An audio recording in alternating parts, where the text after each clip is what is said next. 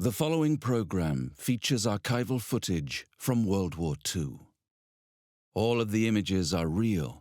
Some are extremely graphic. Viewer discretion is advised.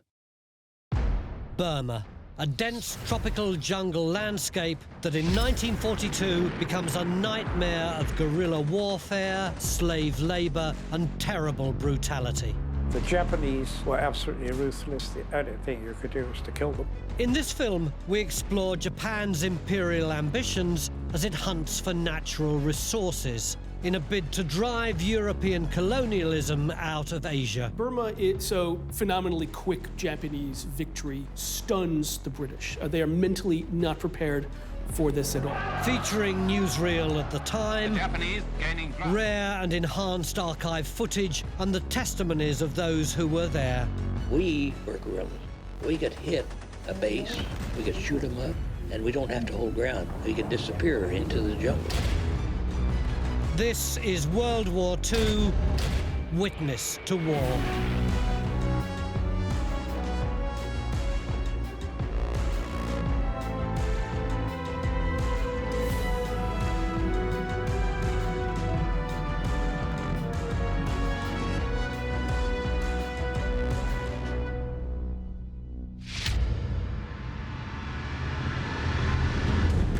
Hawaii, December 1941. Japan's surprise attack on Pearl Harbor has severely damaged the US Pacific Fleet. In Washington, D.C., President Franklin D. Roosevelt declares war on Japan. No matter how long it may take us to overcome this premeditated invasion, the American people in their righteous might will win through to absolute victory. In London, Prime Minister Winston Churchill is relieved to hear the news. For him, it's the best chance for victory. Britain is no longer alone in its fight against the Axis powers. But Adolf Hitler doesn't wait long to respond. On December the 11th, 1941, Nazi Germany declares war on the US in support of its ally Japan.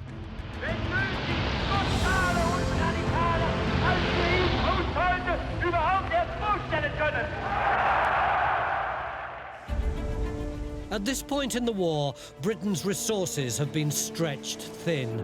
The country has been battered during the Battle of Britain and the Blitz. Now, the RAF is embroiled in a bombing campaign over Germany. In order to fuel its war effort, this island nation relies heavily on supplies from its colonies overseas.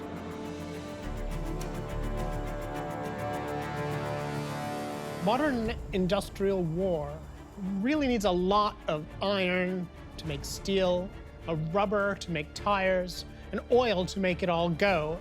The resource base for the British Empire to succeed in a war against Germany is in Southeast Asia. India, Burma, Ceylon, Malaya, Hong Kong, a string of islands in the Pacific. I mean, this really was, painted red on everybody's atlas. And for the British, it was very important economically in terms of trade and so on. British territories like Malaya and Singapore are essential. They are economically our powerhouse of the British Empire. And of course, what we have developing on Singapore Island is a major military base. It is supposed to solve the problem of protecting a scattered empire in the east of Suez, and particularly the Pacific region. In a Royal Air Force plane, we fly alongside the city and note its new civil airport circular in shape as we rise to higher altitude. Down we come in our reconnaissance plane to spot HMS Eagle, aircraft carrier of the forces attacking Singapore, in a mock battle designed to test the defences of the port. British forces protect the colony as expats manage the extraction of its natural resources. For Malaya's 3 or 4 million acres of rubber produce a good 2/3 of the world's supply. Here they're turning the coagulated rubber into crepe, which is hung up to dry before packing. For the British people living in the colonies, life is pleasant. The striking thing about life in Britain's imperial possessions, Hong Kong, Malaya. And there are quite interesting accounts, eyewitness accounts from this period, which say that, people went on, partying and going to cocktail bars, having dinners and playing golf and doing all the things they'd done as the imperial people for a very long period of time. While the writing was clearly on the wall that they were in a very dangerous and exposed position.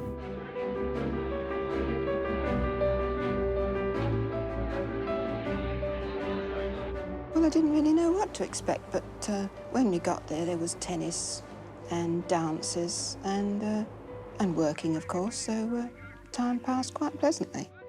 Well, you went to work all day, and then weekends it was usually beach parties or dances. Over 500,000.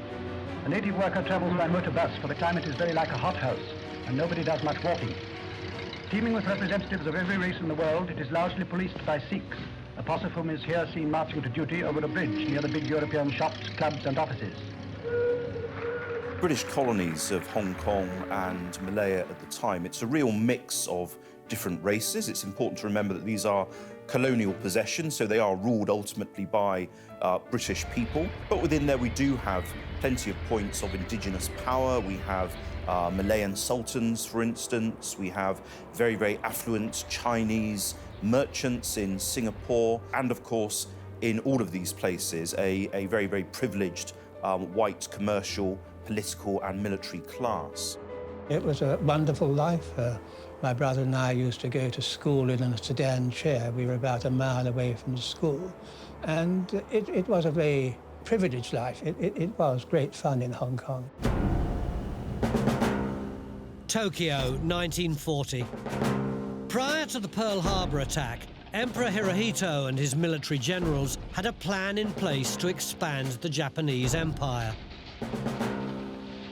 They know it's crucial to secure the resources which will enable it to continue waging war with China and to take on the US and its allies.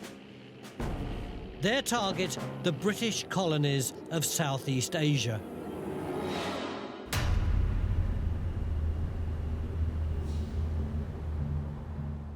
The British had some intelligence about Japanese intentions, but I think that they couldn't imagine in geographical terms or in military terms that the Japanese really would try to occupy or attack the whole area of the Pacific and Southeast Asia, because they were bogged down with a major war in China.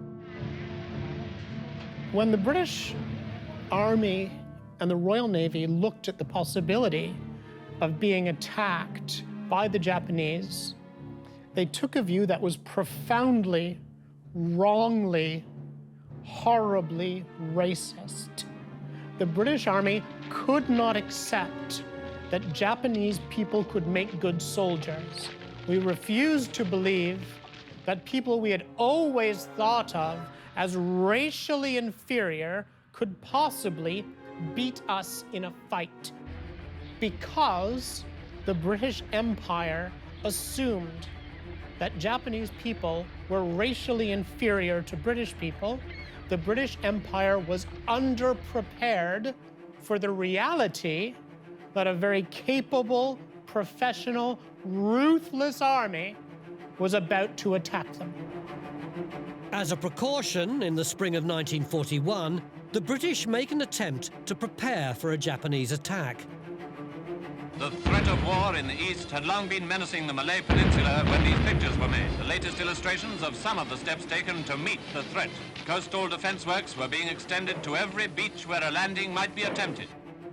China was already at war with Japan, and we had a funny feeling that the Japanese would sooner or later calm down. We watched the build-up for war, as thousands of soldiers flooded in from Britain, Australia and India. The newspapers assured everyone that all this show of force would make Japan hesitate before attacking Fortress Singapore. Still, the preparations will prove to be too little, too late, and no match for the Japanese on a mission. Tokyo, December 1941. With war raging in Europe, the Japanese Empire sets its sights on capturing much-needed resources in the Dutch, French and British colonies of Southeast Asia. Within hours of the attack on Pearl Harbor, Japanese troops invade the Philippines, the Dutch East Indies and the British peninsula of Malaya. A Japanese airstrike is unleashed on Singapore. Simultaneously, Imperial Japanese forces descend on the British Crown colony of Hong Kong. We went out, this fellow had a car, I think there were 5 or 6 of us. We all clambered in this car. We saw these soldiers coming down, filing down either side of the road. We waved to them, carried on. We decided to climb to the top of this hill. And when we got to the top, I thought, well, that's funny, what's happening down there? All the ships were going out of Lai Moon Pass. And we just could not understand what it was all about. And it wasn't until the next morning when they bombed Stanley that we knew what it was about. The Battle of Hong Kong is now underway as battle-hardened Japanese troops advance on unprepared British colonial forces. They bomb Britain's airfields to end all hope of air defence. First few days, it just got continual bombing because we haven't got any air force. And the Japanese planes come over at ease. And also, we got a bombing from the battleship outside. And we were all sitting around against the wall. And then we saw the ceiling fall in. And then another bomb came in. Luckily, it didn't explode. And that is why I'm still here.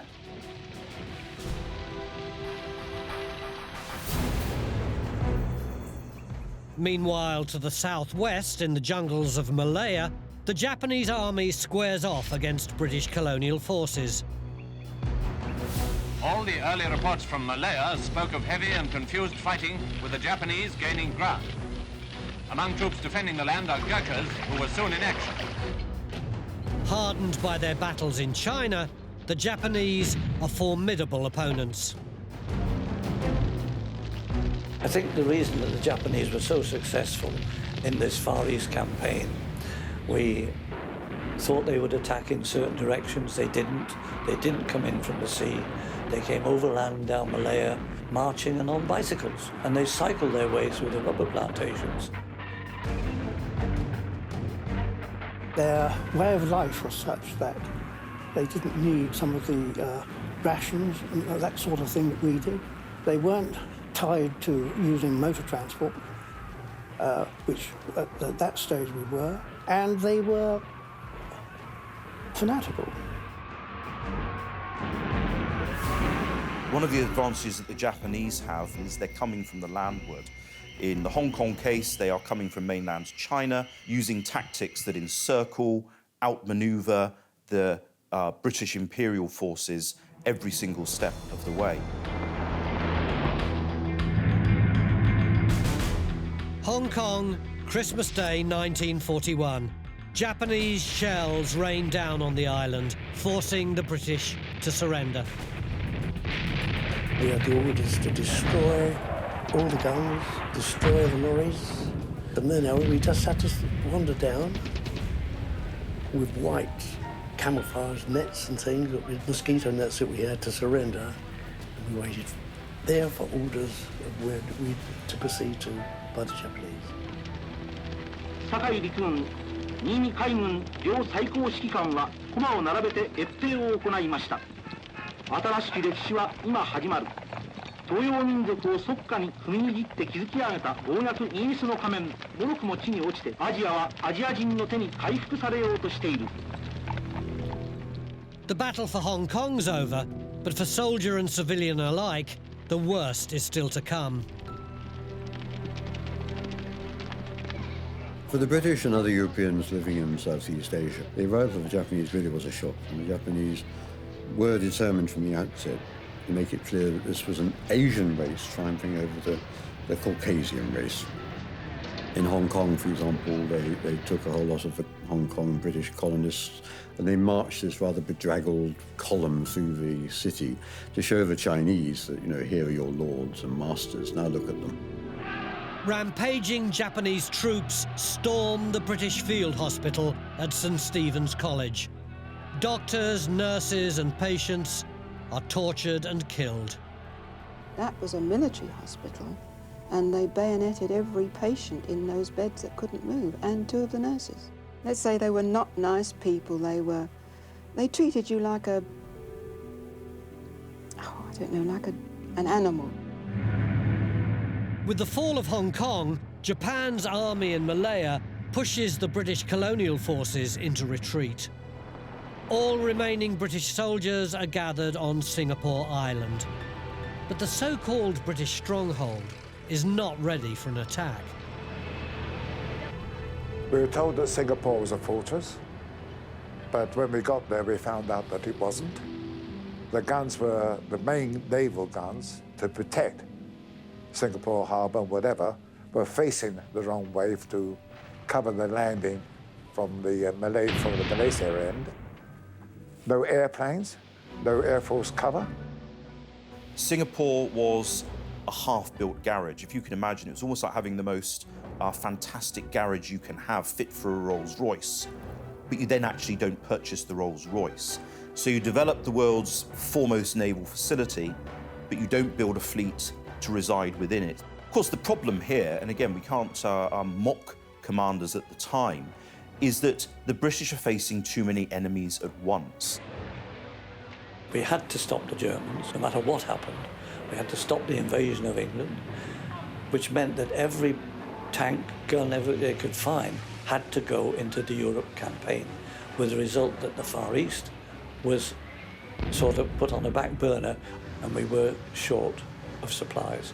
And that was the reason that the Japanese just walked right over us. On February the 8th, 1942, Japanese forces attack Singapore. First a heavy bombardment, then troops on the ground, who are met with little resistance. On February the 15th, the Allied troops defending the island surrender to the Japanese. My war was over in 4 weeks, and the whole thing was horrible. When we surrendered, we were paraded along one of the main roads leading into Singapore. The Japanese general came down a big cavalcade of cars and troops and whatever, and simply stood up in the car and looked around at, you know, the people we conquered, and they were gloating and really showing their superiority, which they had every right to do so.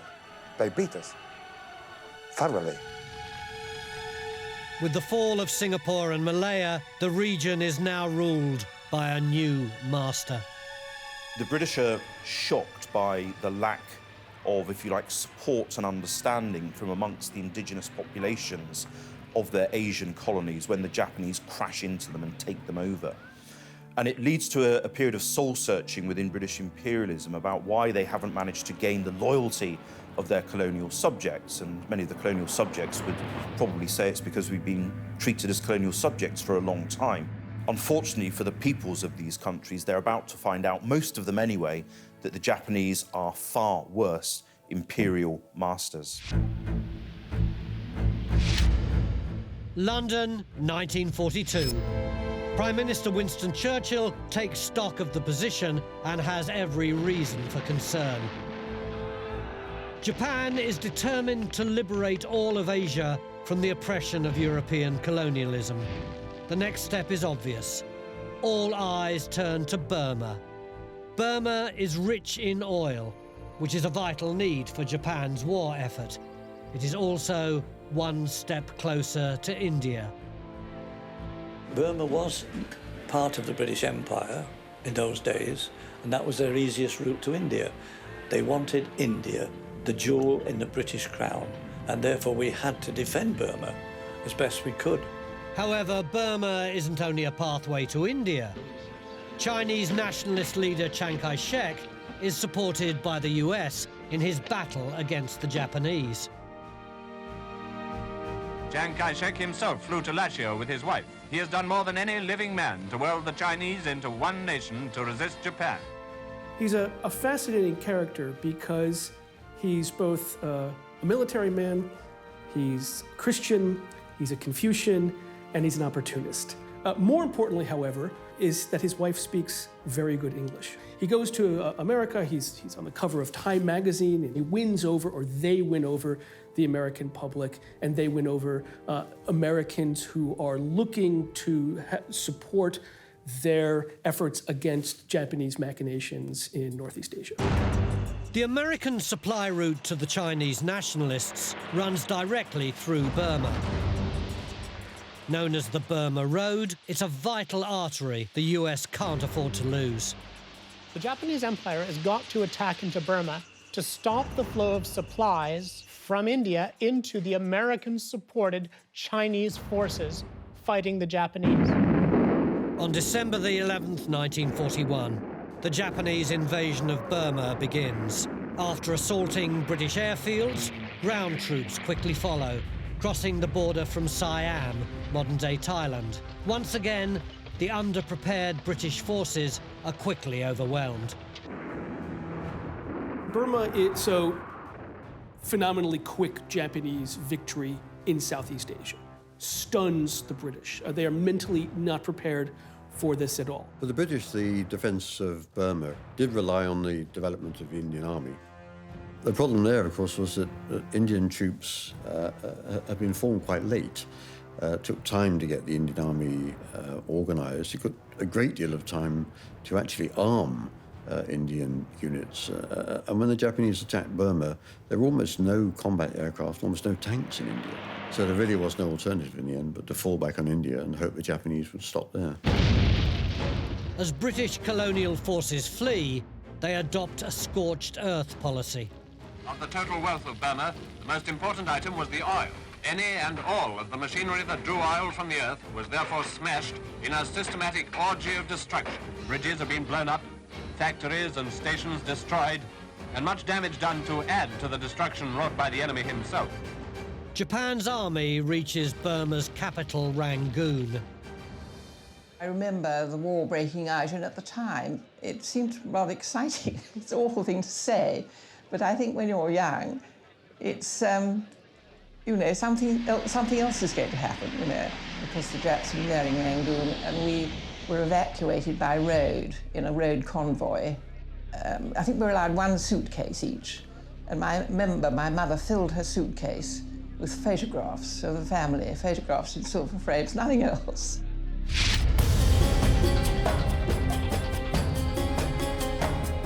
Civilians and Allied forces retreat north into the dense Burmese jungle. The rapidly advancing Japanese troops seem unstoppable. Their guerrilla tactics are perfect for the thick jungle terrain, and they quickly gain the upper hand. The Japanese, they pull a little dog if he's walking, so they don't have no weight, you know. All they carry is a bag of rice. They have parboiled rice, which is just a sling over their shoulder, and along with that dog, you know, they can live for months. We weren't trained for jungle fighting. It was out of our orbit, if you like, that we were just not ready for it. Following the absence of news from the Burma front, grave news of further Japanese success has now been announced. British, Indian and Burmese troops were resisting here, fighting a rearguard action against heavy odds. The Japanese forces, in the Chinese war, they'd become increasingly brutalized in the conflict. Atrocity there became routine. So when they found themselves confronting Europeans, they didn't really change their habits very much. Partly because they've been brought up to now to dislike Europeans, to think of Europeans as, if you like, the white peril. But one thing was quite clear. They were fanatics. They were mad. I mean, they were just fiendish. They would scream and shout and charge and be killed. And then another lot would just come over. They really had no fear, whereas I suppose that we do have some fear. They would fight to the last man, and then that last man would commit hara-kiri. The Japanese themselves were absolutely ruthless. The only thing you could do was to kill them. May 1942, soldiers fighting in the jungle face a new enemy. This is the China-Burma-India Theater, a land of high mountains and at times one of the wettest places on Earth. Rainfall in this country can make a stream rise a foot in a few hours, make a lake out of a valley, or slide a mountainside down on a road. The monsoon season makes it almost impossible to fight. Burma is a place with very thick jungle, very poor roads, and very rough terrain. Roads in Burma cease to exist for half the year when the monsoon comes. When the monsoon comes in Burma, it's not like it's raining. It's like somebody is dumping a giant bucket of water onto your head all the time. The monsoons were just like sheets of water coming down on top of you. I've never seen anything like it in my life.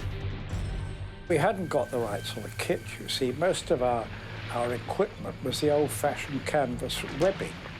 And of course, once that got wet, it was hopelessly wet, you know, and stayed wet and got heavier, apart from anything else. In these harsh conditions, the health of troops on both sides rapidly deteriorates. Rain from middle of May until the end of September, continuously, day and night, with strong rain, and the road is with the mud. Japanese army never operated properly in Burma. Decently, everybody decently, and malaria. And Japanese army never supplied any medicine for malaria. Never I was supplied. As Burma takes its toll on the troops, one thing becomes clear. The jungle takes no prisoners. Burma, 1943. The Japanese army completely dominates the British colony. As well as wreaking havoc on the Allies, they've cut off America's supply route to China, the Burma Road, forcing the US to supply Chiang Kai-shek by air at great risk.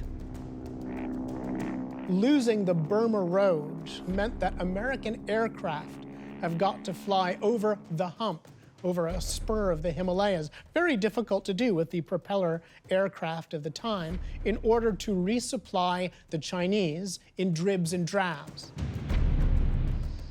To gain the upper hand, Japan is working on its own supply infrastructure in the form of a railroad. What the Japanese are facing is increasingly their ability to use sea lines of communication as being eroded by Allied action against their merchant marine and also their main warships. So the Burma-Thailand Railway that's going to connect Bangkok with Burma becomes all important so that you can resupply these Japanese forces operating at the extreme limits of a chain of supply, but also so that you can begin to shift non-military resources that are deemed essential. And the human costs in this and other major Japanese infrastructural and engineering developments is absolutely huge. Going to the jungle and build a railroad, that was the only specific order we got in Burma. The jungle was incredible. It was deep, dark, and dense, with giant trees like you wouldn't believe. The Burma-Siam Railway was to be 400 kilometers long. Japan is prepared to use any means necessary to ensure the supply of its forces. The Japanese army saw no problem at all with taking prisoners of war taken in Singapore and elsewhere and having them build military railways. I didn't really know anything about the Geneva Convention, except that something like it existed. For us Japanese, becoming a prisoner was itself the greatest shame imaginable. It was the same as death. What goes through the mind of the soldier who is taken prisoner of war? You feel as if you'd let yourself down, your family, and your country. We would wake up before dawn, get the tools, proceed to the railway site where you're working. You would cut out chunks of earth, put onto the stretcher, and carry it to the site. And you dump that, you go back, you do it again, time after time, time after time, time after time. The sheer repetition of carrying this load, I think, was the main thing that caused a lot of people to die on the railway. I felt genuinely sorry for the captives, but I was in no position to actively improve their conditions. In fact, it wasn't even supposed to be of concern to me what the conditions were in the prison camps. The Japanese army pursues the construction of the railroad at any cost, pushing their prisoners to the limits. They would beat you with a pickaxe, piece of bamboo, they would beat you. And you would stand there and be beaten. If you moved, they beat you more. I was beaten once badly because I tried to smuggle some stuff into the camp. Had to stand to attention in hot sun for a couple of days. POWs receive almost no medical attention and food is scarce. Every day we were losing weight. I went down to 6 stone, other people went down to 5. I was like a walking skeleton because I was thin to start with anyway. And as soon as you did get sick of anything, you would die. To survive is up to you entirely, completely. You did what you could to keep yourself alive. If you haven't got the willpower, then you don't survive. Many, many people just died because they wanted to. They couldn't stand it anymore. During the war, I'd lost my tag, so I had one made. I had this thing round my neck, and every night before I went to sleep, I kissed it, and I always say good night to my wife. A most remarkable thing to do, but it worked. It kept me alive.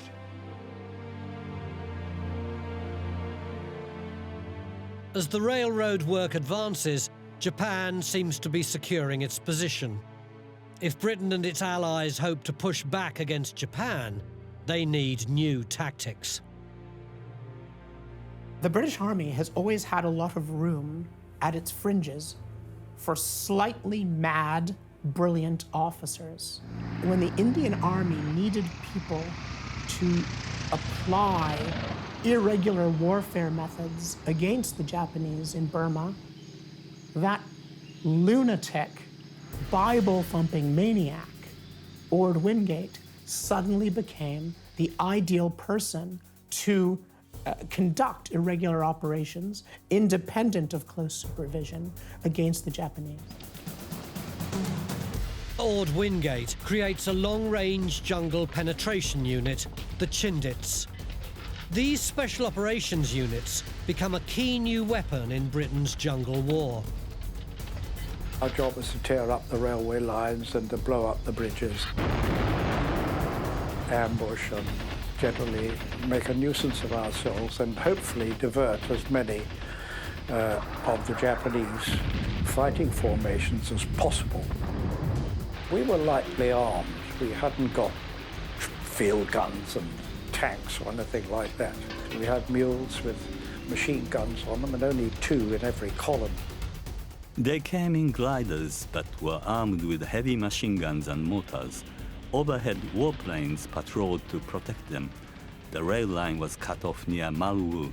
We were given the order, advance. All we had were our own rifles and maybe 2 or 3 hand grenades. Heavy machine gun bullets flew by just above our heads. Then bang, bang, bang, trench mortar explosion came towards us. We were just 100 railroad soldiers crawling across rice field, armed with only single-shot rifles. Recognizing the success of the Chindits, the US creates its own special team to operate behind enemy lines under the command of Frank Dow Merrill. Our unit was divided into 3 battalions, the entire 5307, which was nicknamed Merrill's Marauders by the press. We were guerrillas. We could hit a base, we could shoot them up, and we don't have to hold ground. We can disappear into the jungle. There were no roads. Northern Burma was primitive. The people that lived there were very nice. I mean, as far, but they were primitive. arduous, I suppose is the word. We carried a lot of weight on our backs. And of course it was all mud and slippery, and the mules, often we had to offload them and hump the loads up the hill and then get them up and load them up again.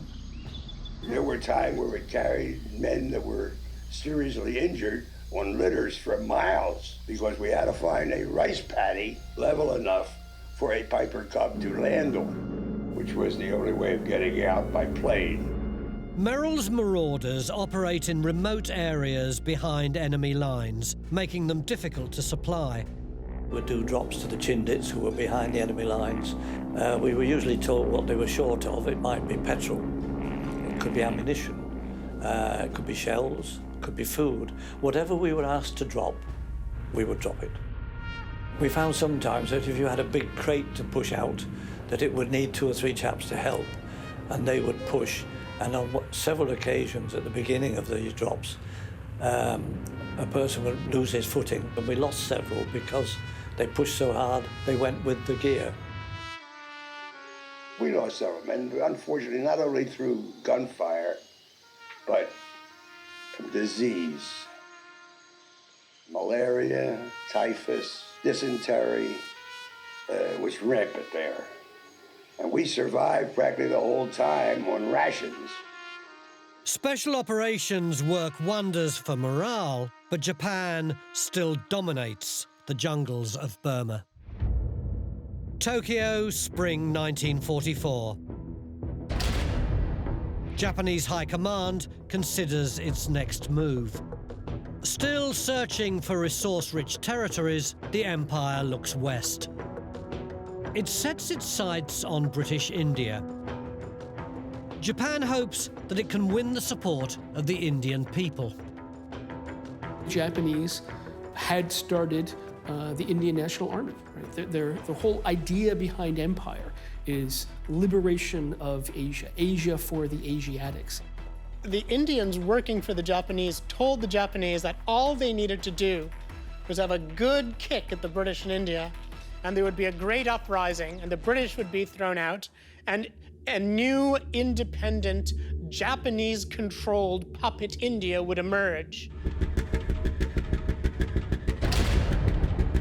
Japan targets Impal and Kohima. Its goal is to gain its first foothold in India. But moving this far west poses a problem for Japan's supply chains. When the Japanese attack into northeastern India, they are at the ragged edge of their logistics. They can barely supply their forces operating in northeastern India.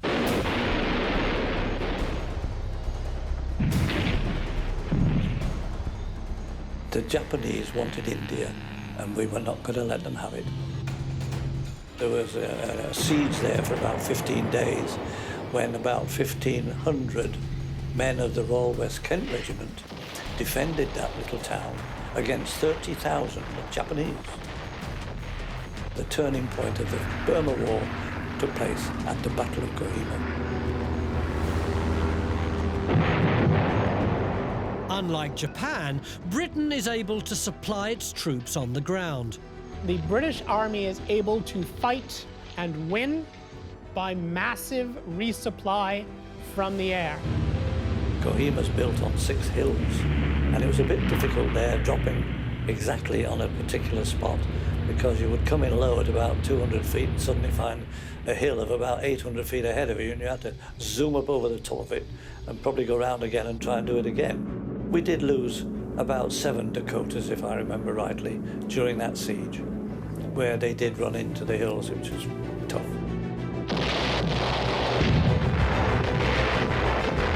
British and Allied forces strike back, forcing the Japanese into retreat. The mass uprising of the Indian people doesn't happen. Japan's attempt to dismantle Britain's rule of India is failing. Perhaps if the Japanese were launching an invasion in 1942, they could have experienced some success. But by that point, the empire's resources were stretched so thin, and they had so little air support, so little supplies, and very few experienced military units, that the invasion was something of a catastrophe for them.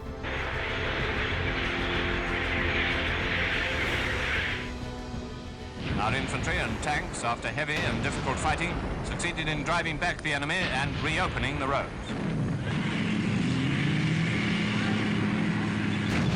So confident were the Japs of winning the Battle of Impal that they gave a positive date for its capture, March the 17th. But they haven't taken it yet. In fact, they've been put into reverse, losing heavily in the process, and their casualties have been mounting every day.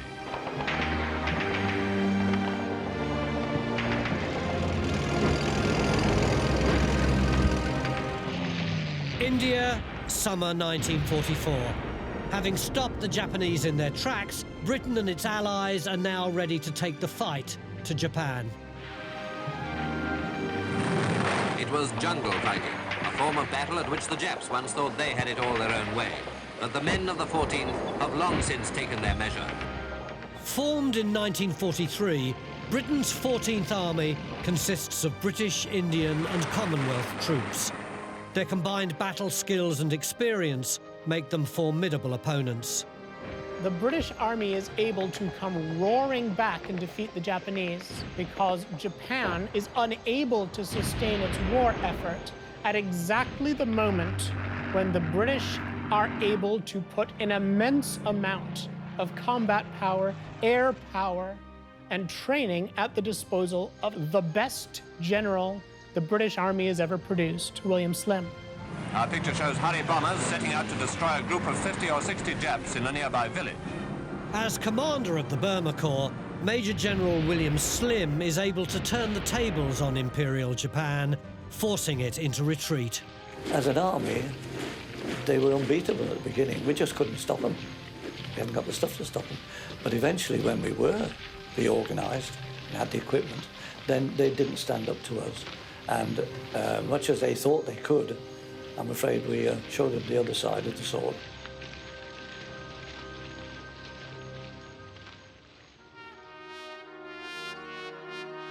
The Japanese empire, it almost expands to 3/4 of the size of the British Empire, but in a fraction of the time. It is an empire, but it is an empire that kind of expanded so quickly that it didn't necessarily have a rhyme or reason. Because Japanese soldiers had believed that holding on to places like Burma were integral for the defense of the home islands and their families, they were utterly committed to making these projects go forward successfully. But even with all of that mental and spiritual commitment, it simply didn't work. The war against Japan is going well. Our American allies in the Pacific have won great victories, and we have had our own successes in liberating the greater part of Burma. But the Japanese is a tough enemy, and much must be done before he will admit defeat. As conflict rages across the globe, the Axis powers of World War II all have one goal in mind. From Japan's designs on Asia to Hitler's ambitions in Europe and Mussolini's plans for North Africa, it all comes down to empire.